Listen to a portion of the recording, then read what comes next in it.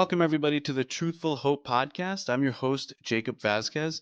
If you're a regular listener, you know the way we typically do things is I'll invite pastors and scholars and scientists, and we'll talk about some, objections and topics that are related to Christianity. And we try and really just give the best answer to some of these objections and hopefully give sufficient reasons for trusting in Christianity. Today, though, is a bit different, and we're going to be talking to, or I have the honor of speaking to, the CEO and founder of a company I am just over the moon about. I try and tell my friends and family about them all the time, and just to put it out there to begin with, there is no financial benefit from Truthful Hope promoting this company at this time. That's how on fire I am about this brand. And ironically, I'm actually drinking this product in this Truthful Hope cup, by the way, but it's coffee. And people always ask me, "What coffee do you drink?" Because I drink coffee that much, and I always say coffee that saves lives. And I could say that because I'm drinking 7 weeks coffee, and for 10% of every purchase at 7 weeks is sent to pregnancy care centers across the nation, where these women could be supported and helped to make life affirming decisions to help them choose life. So I am so grateful to have the opportunity to speak with the founder and CEO of 7 Weeks, and that is Anton Kreshik. Anton, thank you so much for jumping on. Jacob, thanks for having me. I'm so happy you're a big fan of our coffee. Excited to be here and chat with you. Oh yeah, huge fan. And I think we'd be remiss if we didn't share how we got connected, as we were just talking about prior to recording. Our listeners know I'm a bioinformatics scientist in cancer research, and my boss, and we were having our typical one-on-ones, nothing crazy. He knows I'm a Christian, he knows I'm pro-life, and his wife is a doula. And we're just talking about, I don't even know what we were talking about, but it came up and he said, "Oh, my wife has a client who has a company, a pro-life coffee business." And as I'm drinking the coffee, I'm like, I wonder if it's 7 weeks. So I asked him, I said, "Is it 7 weeks?" And he's like, "Yeah." And I was just completely floored. I was like, "That's unbelievable." So I told him, I was like, "If there's any way you could get me in contact with him, please do it." And here we are today. So it worked out. Yeah, I totally did. That was a really small coincidence. It's funny that we got connected over the most pro-life thing in my life, which is the birth of our son just over a month and a half ago. Small world. That's right. Yeah. Congratulations again. I know I told you this before the call, but there's really nothing greater than having children. It's such a great blessing. And I really think there's no better responsibility than being a father. I have two of my own, and it comes with hardships and sleepless nights, but that's why I have 7 weeks. But it's just such a great blessing. So congratulations again. Thank you. Thank you. It's been awesome. Yeah, well, let's go ahead and jump right into it because I do have a good amount of questions for you. But really, Sure. just to kick us off, can you just give us your background?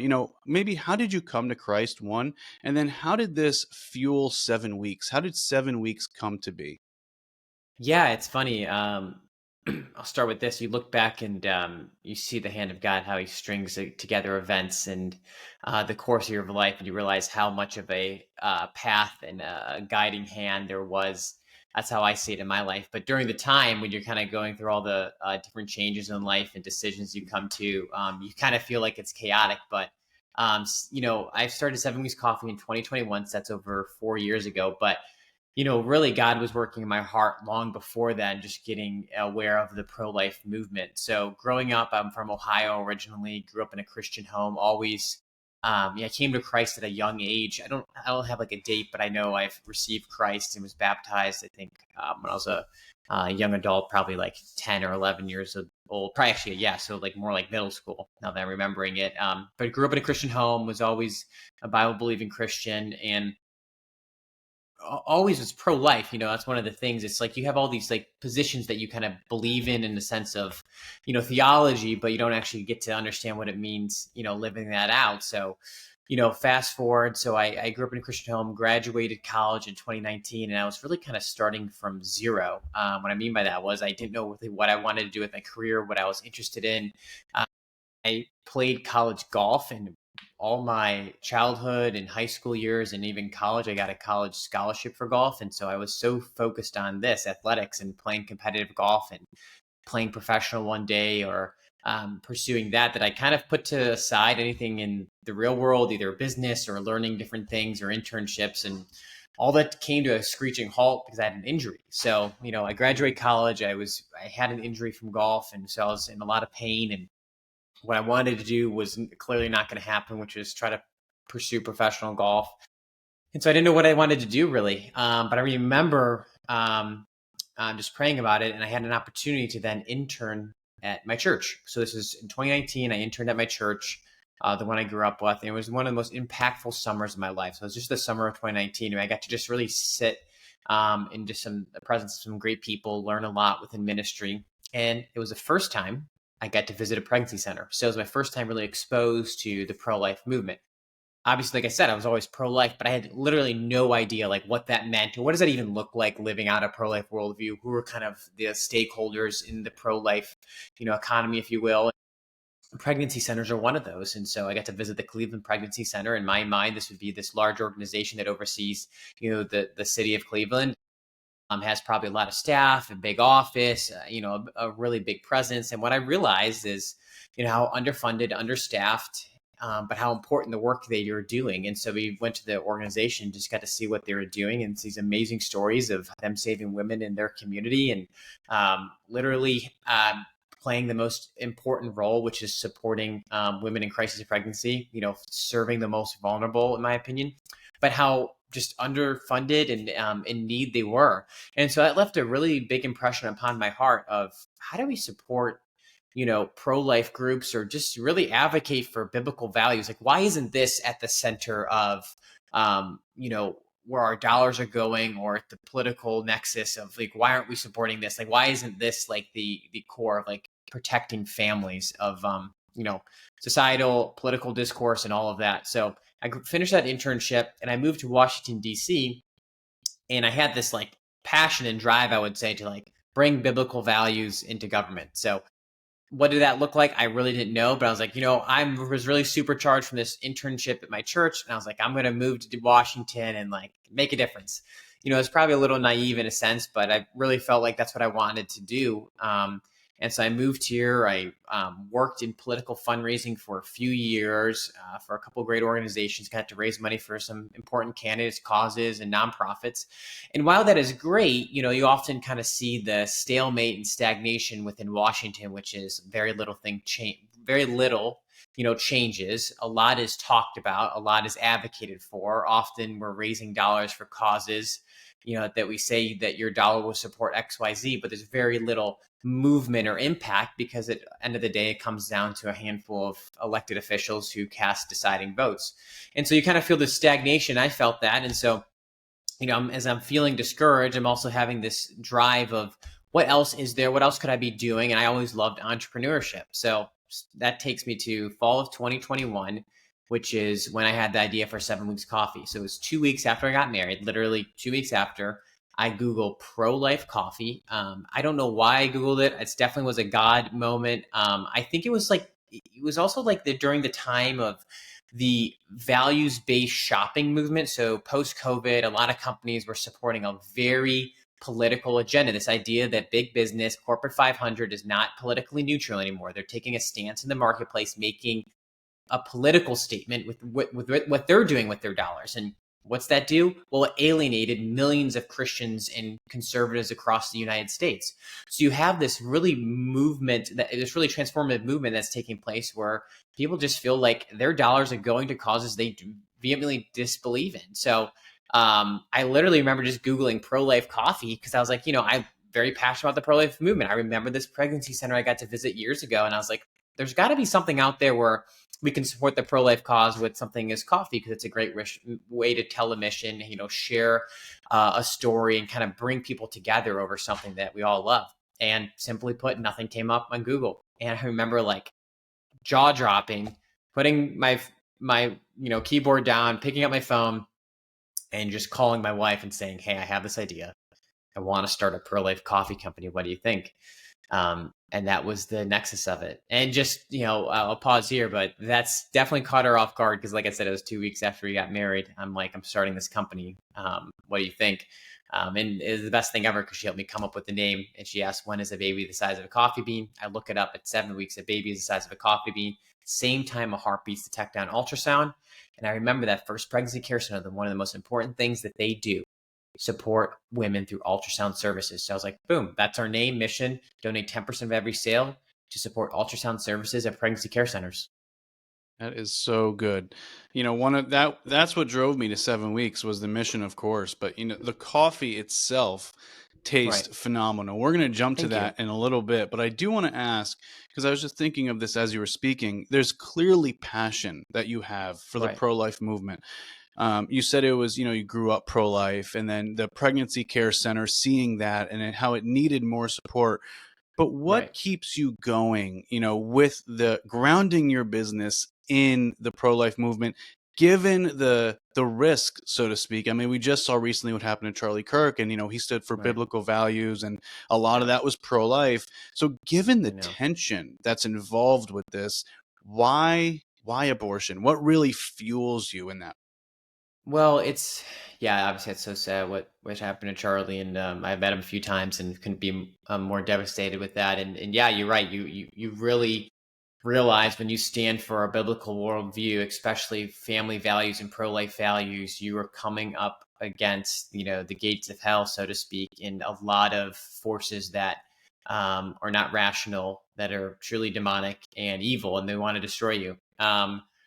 Personally, I try to block that out in a sense because I'm so focused on what we're doing, which I believe which is good, which is supporting moms in need. I believe we have a strong community around us where we have just so much support from pro-life Americans, over 100,000 customers now in all 50 states. Like this idea of like a collective movement coming together around these values is truly encouraging. So yeah, there's a lot of obviously devastating and evil things out there that you got to stay strong against by just putting it to the side and knowing that it's going to come. We've gotten our fair share of hate mail and messages, and quite honestly, I just try to laugh it off and put it aside. It's like, hey, taking flack means we're over the bullseye, and that's a good thing. Mm. Yeah, that's well put. And really, if Christianity is true, then this Right. is kind of to be expected, right? This Right. persecution and the enemy in the flesh and the sinful nature of the world really does not like biblical values because it's of God. So I really love what you guys are doing. I mean, taking a stand in really one of the most tense areas that is around, that's abortion. Now, I want to jump over to the quality of the coffee because I don't want this just to be like you guys stand for something good and have to put up with bad quality. That's not at all the Love case talking here. about this. No, it's so Yeah. So important. so before I punt to you to just ask you what goes into this coffee, I will say that you have converted in me someone who used to be addicted to Dunkin' Donut pods, and I have since gotten rid of all of it. Now all my collection is 7 weeks Love to pods. hear it. So tell Well, us, Jacob, what did you do? yeah. I mean, it's a great example of we really appreciate your support, and you're a perfect example of what we're trying to do with our product, Mhm. which is to have an impactful mission. You have to have a better product to be truly making a long term, kingdom impact, if you will. You have to have a product that competes in the marketplace. Like people are not going to buy a good service. They don't believe it's a better product as well. So for us, it wasn't just finding generic coffee, slapping our label on it, saying, here, if you're a Christian, you're going to buy this because you support the values. But when you drink it, it's not that great. And quite frankly, your other coffee is better, maybe. That was not going to happen with us. So we were very clear that to have an exceptional mission and long-term impact, we're going to source the best coffee from around the world in the most ethical way possible. And that's what we do. So all our coffee is direct trade, which is the most ethical way to source coffee. Quick lesson there. Fair trade's kind of this like, you know, whitewash standard, if you will. It's kind of a poverty level. We pay 3 times if fair trade requires, and there's no middleman. So most coffees bought through a brokerage, not complete traceability. How are the farmers treated, where it comes from, how are they actually paid, what are they paid? We don't have that. We buy from farmers directly. We work with producers across the globe through our importer. This allows us to have the most ethical mission possible, provide the best coffee. And it's all high quality specialty grade. So it's the top notch of, specialty coffee, that there is in the industry. So we're providing consumers with a very amazing product, something they're very, that's new to them. Specialty coffee, especially direct trade, in our sourcing capabilities allows us to provide a world-class product that on its own is going to beat Dunkin', it's going to beat Starbucks, it's going to beat your other, specialty roasters out there. They're all good specialty roasters, but we're going to stand toe to toe with anyone in the coffee industry on product alone.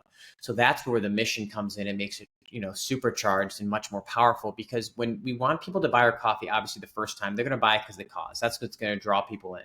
But they're going to buy it again and tell their friends and family because they love the coffee. And that's what we want to do, blow people away with the quality, and we'll have a long-term effect of supporting life, because we are not trying to be a charity here where people are buying us because they feel pity for us, or they just feel like they have to support the cause, but they don't really like the coffee. No, we want to provide an exceptional product and service, and so that's what we try to do every single day. And I think that's what's led to our pretty fast growth and our success of supporting life all over the country.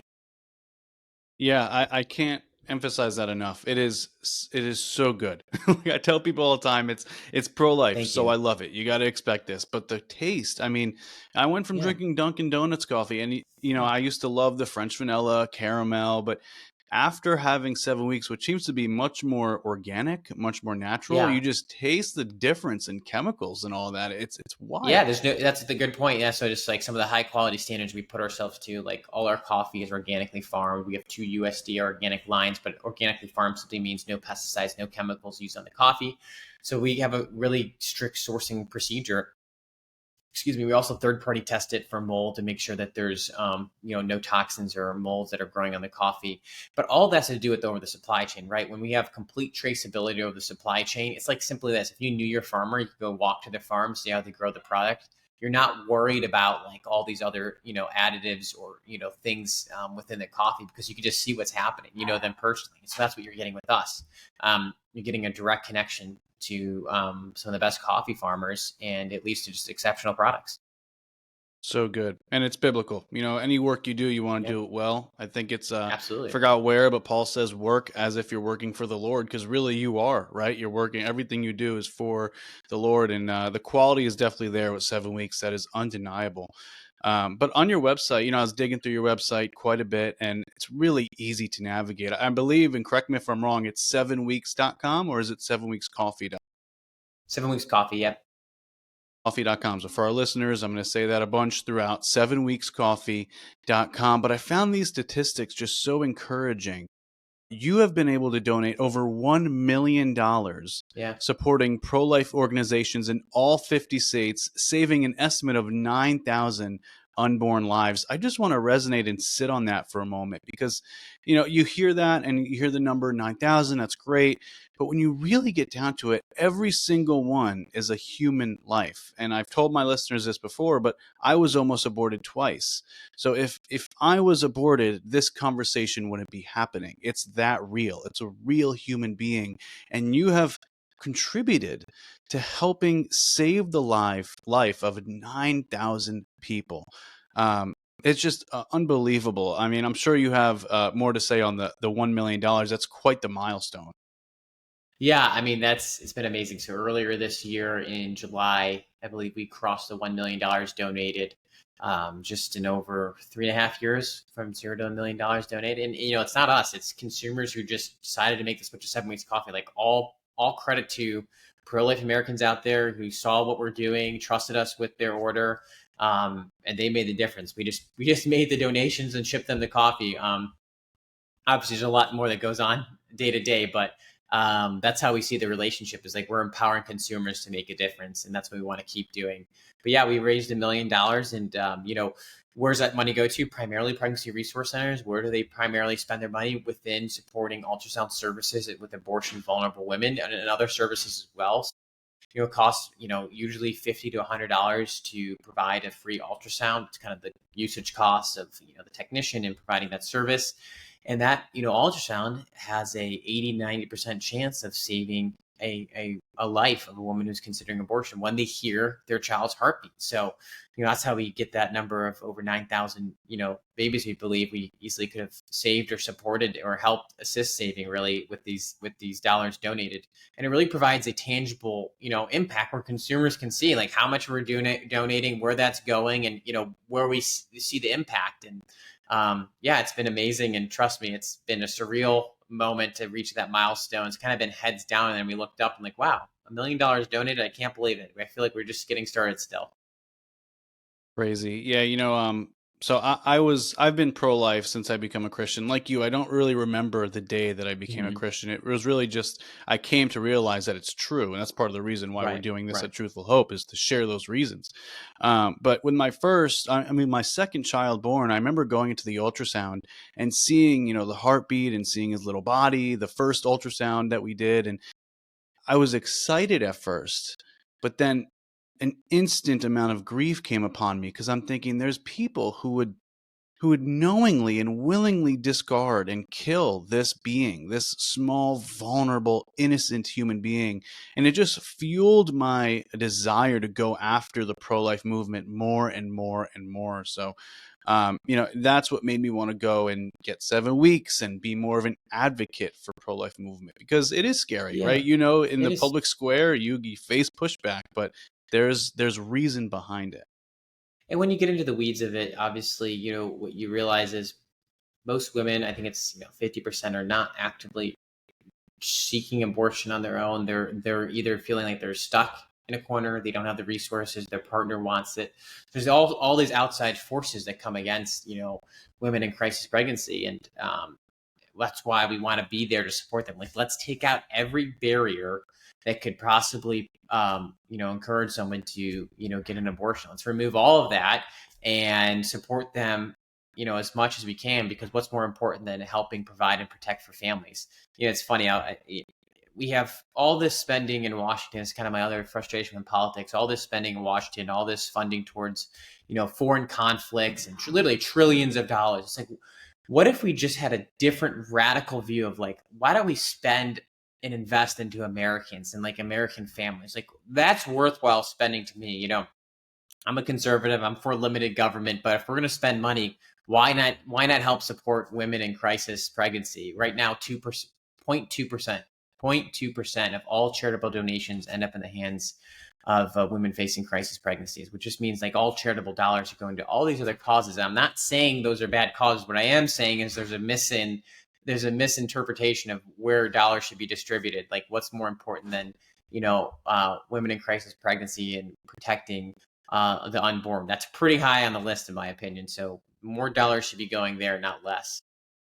Right. Yeah. I was just having a conversation with a pro-choice advocate the other day, and they're like, "Well, why don't we? What do we do about the women who are struggling and are, facing Right. financial difficulty and all that?" And I was like, "We should help them." And that's what the pro-life movement's trying to do. It's just we're Right. stuck on this debate about whether the unborn life even matters to begin with, which to Right. me is kind Right. of ridiculous. If once we move past that and we accept that they're a member of the human species made in the image of God, then we could start really focusing on the core practical solution of funding Right. pregnancy centers doing these things. So, we have a battle to climb, but I think the trajectory is looking good, at least in my opinion, from what I'm seeing overall as of late. But I do want Mhm. to kind of related. On your website, something really stood out to me, and I don't know where you got this from, but it says, more than pro life, we're pro abundant life. Can Mhm. you unpack what does it mean to be pro abundant life? Yeah, I think it's a worldview of how want to see you want to see humanity flourish. Like, you want to see families protected. We want to see moms supported. We want to see babies born, children loved. This idea that humanity is a gift. We're all created in the image of God. How do we cultivate, protect, and flourish humanity the right way, in a God honoring way? And so that's what pro abundant life is. And it's always this lie used by, pro choicers that you just care about the baby and nothing more past birth. And obviously, we do care about the baby and we want them to be born. We believe more birthdays are better than less birthdays. But no one in the pro-life movement is, here to say that's all we care about. Everyone I've talked to, everyone I've interacted with, all the pro-life ministries I've come across, we care about the whole spectrum of human life and protecting human life. And then caveating that, as a company, as a coffee company, just, we're supporting pro-life ministries across the US, but we're also supporting farmers across the globe. Like, we're not having, our coffee come from these unethical coffee plantations. We're getting to encourage and support farmers who can earn a legitimate wage and have, a true income and growing economy in their regions across the globe. So that's what it kind of means to us personally, and I'd say that's what it means, figuratively, as a movement. Right. Yeah. I mean, that's right on the money. We're pro life. We're not just pro some life, it's pro all life. And, Right. we want more babies, but we want to make sure the women are supported, the mothers are supported. And Right. that's, I love that, what you guys are doing, funding these pregnancy centers, helping contribute. That's really what it's the heart, what that's at the heart of this whole ideal. Right. So, yeah, you brought up another point before that I want to touch on that I think is really important. We can't miss, and it's related to what Billy Graham once said, that he believed the next move of God will be believers making a difference in the marketplace. Uh, if you can unpack this for us, why ought Christians not just enter into the marketplace like you have, but also be mindful of supporting Christian businesses? Yeah, definitely twofold. And so really that quote really spoke to me, because the idea that ministry, we kind of confine the word ministry to the four walls of the church or nonprofit. Those are ministries, but there's so many other ministries outside that, especially within business. Like I was saying earlier, business is not this neutral thing anymore.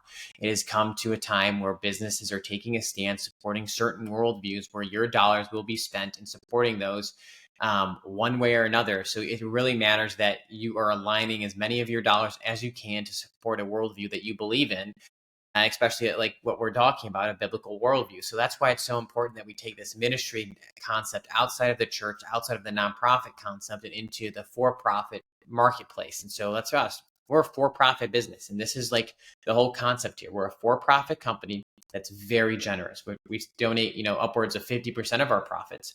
But let me be clear: we have to be profitable to be successful, to continue to have this impact. So this idea of like, we can't make any money, we can't, you know, have a growing business that's also involved in the just the for-profit side of, like, normal business practices. I kind of reject that, because it's really this idea of like, how do we actually make a long lasting impact? And well, if we're self-sustaining, we're self-funded, there's no outside dollars, we can really control the trajectory and the decisions we make as a company and have a long-term impact. And so it's like with anything in business, wouldn't it be awesome if the CEO of Amazon, who's, Jeff Bezos, was a Bible believing Christian? Wouldn't it be, just say, you could put that over any company, over any business? Like, wouldn't it be great if these, companies that were producing all this wealth, all this impact, all these jobs, really, had like these true, long tail effect products? Wouldn't it be great if, they were Bible believing Christians? And so we want that.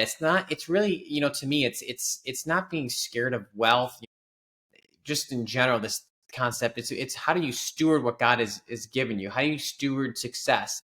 If, God blesses, like, great example, like the Hobby Lobby family. So, strong Christians, I have tons of respect for them. I've gotten a lot of inspiration from them. I actually read in the book they donate upwards of 50% of their profits.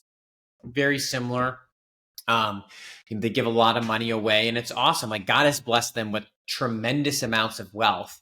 And as Christians, we should be applauding and, just following their example, because they are perfect, people to emulate. Of, this is how you steward this well. So it's not about the money; it's how you steward it, and that's really how you can move the needle. Like I said, it doesn't have to be through a nonprofit, which it can be, but there's a lot of impact you can make in the for-profit sector, like in the marketplace, in the real world. And it doesn't even have to be something like coffee, or it doesn't even have to be something that's so outspoken. You, as an owner of a business, if you have a biblical worldview and have like these commitments, you as a business owner have an opportunity to then steward the income you're making as a business and use it for good. The people you hire, what you give to, how you do business, all of that has a very big impact. And we need more of that, not less. So good. Yeah, it's you brought up such a good point about before COVID, it really wasn't a thing that people thought about. At least No one me thought about personally, it. Yeah, yeah. right? No one Never thought thought about it, but about. it was happening under the behind the scenes. No one really realized, and then COVID really ripped the veil off. Right. Now you have, businesses changing their profile picture to, the Right. pride flag or something of that Yeah, sort. every And June. it gets really in your face. And for us personally, like that's when we started having kids, and it was, what diaper brand are we going to use? Are we going to use the ones that are clearly ironically supporting abortion, which doesn't really make much Hmm. sense? Or are we going to Yeah. go with a pro-life one? And same thing with coffee and so forth. So I think as Christians, we're called to steward our money properly, and doing so would entail spending it right wisely. So that's such a great point. I have so many questions, but one I want to ask, just maybe you have this in mind, maybe you don't, but is there any time or way in which in particular that you really saw God's hand move in your business? Because clearly you have grown. 7 weeks has grown tremendously quick, and I'm not sure on the business aspect, but from on the outside looking in, it seems like you guys took a uh huge jump in 4 years. So tell us, have you seen God working? And maybe a story or two would be really encouraging. It's funny. I see God's hand working every day in the sense that I know He's a part of this business. He's the the business partner that we are constantly consulting, if you will. Right from the early on, I remember um, praying as this was like starting to gain traction, get off the ground. Like I realized, like, wow, we're donating 10% of every sale. That's like a huge portion of our profits. And when I first thought of it, I was like, oh, that sounds like a good idea. But then I realized most businesses don't do that. That's actually like not very conventional. Most people don't donate 10% of profits. We donate 10% of every sale. So it's a big difference monetarily. You're kind of giving before you even understand, where you're at as a business or how much money you made or if you made money. And so it was just like kind of big vulnerability, but it was kind of working. I was like, wow, people really love this. And I remember praying because I was like, maybe I should switch it. Maybe I shouldn't.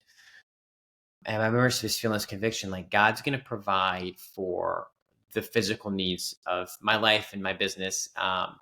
I was like, this has got to be profitable because I got to make money from it. I got to pay for my, life, my family, take care of like, the true needs of, of life that we all have. And I was like, Lord, I'll make a deal with you. Basically, if you provide for this, I'll keep donating 10% every sale. And I remember like having that prayer, and that, I say that as a conversation or a deal, but really it was just a trusting God with our business model and concept. And ever since then, we've been able to grow, been able to be profitable, been able to be sustainable.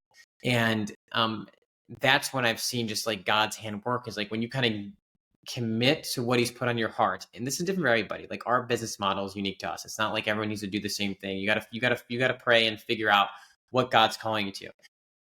I've done that. This is what God's calling to us, and being faithful with that continuously, month after month, year after year, I think is the simplest way to just see God's hand at work in your business. Because there's been so many times, I mean, quick examples of multiple investors or potential buyers of the company who want to be partners in it, not knowing who to go with or not go with, and ended up not partnering with anybody on it. It was one of the best decisions I made, just because we were so early on. And so you have all these, like, we had very fundamental, large, impactful decisions. And a lot of times I just remember praying, like, Lord, just help me not make the wrong one. And I kind of look back and realize, yeah, God's kind of protected us through all of this and provided for us. And yeah, you got to do business with God daily. That's for sure. That's really great. Yeah, we in our Truthful Hope team, I usually say, if God's not at the center, I want nothing to do with it. God has to Right. be at the center of what we're doing in ministry and work and school, whatever you're Right. doing, it has to be God, or else who is it for? It'll be for you. So Right. I mean, that's great stuff, Anton. Now the last, well, maybe last question. I might have follow up for you. But No what would you worries. say? I try and ask all my guests that come on, like a hypothetical question, as if, let's say you're in an elevator and someone Hmm. clearly pro-choice. Let's just say it's on a hat or on Right. their shirt, and they enter into the elevator, and you only had so much time. What would you say to have them consider the pro-life movement? Yeah, I get this question a lot, and a lot of times it's like I try to say, how can we not start an argument, but start people to think about the issues. lead with questions, not, accusations. And so for me, it's asking questions around, do you think life is a blessing or a curse? Do you think we should have more birthdays or less birthdays? Do you think babies are a gift, um, a gift in this life? Do you think motherhood is an important role and should be supported, protected, and honored? So, kind of leading with these questions, where we come to this idea that like life is a good thing. Don't you think it's a blessing that there's more families in this world, not less? Um, did you know that 30 for every 30 babies placed for adoption, like newborns? So, for every one baby placed up for adoption, 30 families apply for that. So, there's this huge like demand, if you will, for families and for more babies because people want to raise those children. And so there's like all these different things where I think you kind of like, hone in on that. Like life is a blessing, not a curse. We want more birthdays, not less. We want um, to see families protected and encouraged, and motherhood, being a mom is one of the most important roles in society and not a something to discard or put to the side. It's and so kind of honing in on that, I think, is really where you can get people to start thinking about like, yeah, maybe it's okay if there's like more babies born. Like maybe that's an okay thing. Like what if that's kind of the option too? And so that's I think that allows to open the conversation just a little more where it's not talking about the nuances of the issue yet. It's just kind of opening the door that like life's a good thing. Mm, that's a great way to put it. Life is a good thing, and I think we're losing that ground for the sanctity of life.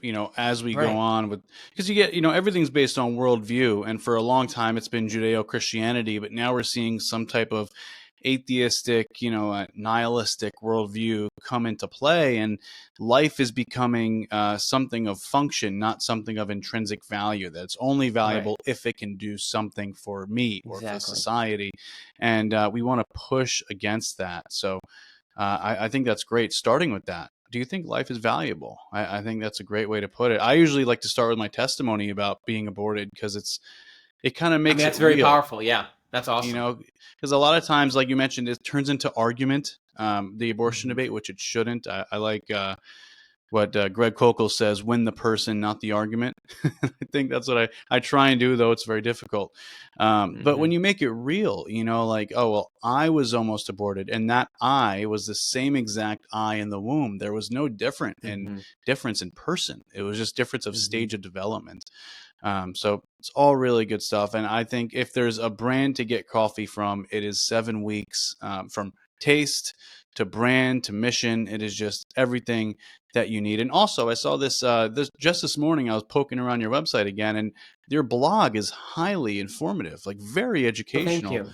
Thank What you. was the thought behind that? Because you really touch on some difficult, I would say, questions. But was Right. that intended, or is it just like, oh, let's make a business blog and see where it goes?